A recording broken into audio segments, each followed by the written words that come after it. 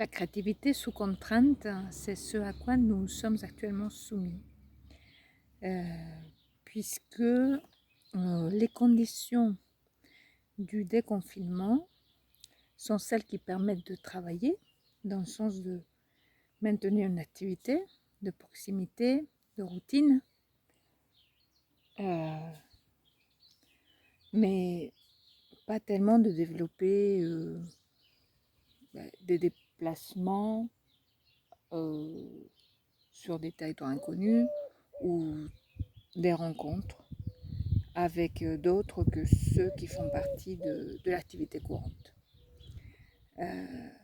Donc on peut dire que l'activité se libère, mais pas la créativité, ou alors en effet sous contrainte, une contrainte lourde, c'est-à-dire que ce qu'il y a là, c'est une sorte d'injonction à retourner au travail qui se double d'une menace de double, qui a son tour double, on va dire. On est beaucoup quand même dans l'injonction paradoxale. La menace double est celle qui pèse sur la santé et celle qui pèse aussi sur un travail qui n'est pas créateur et qui n'est pas forcément, qui ne développe pas à terme, surtout dans le cas des indépendants.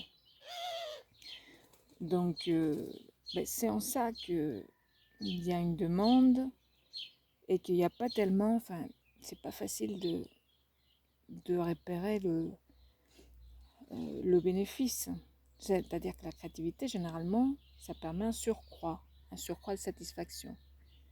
Et dans le cas actuel, on peut se demander si ce n'est pas pour obtenir quelque chose, enfin avoir un retour, une récompense en quelque sorte, ou si c'est plutôt tout simplement une créativité défensive pour éviter la punition, la difficulté, la crise qui s'installe.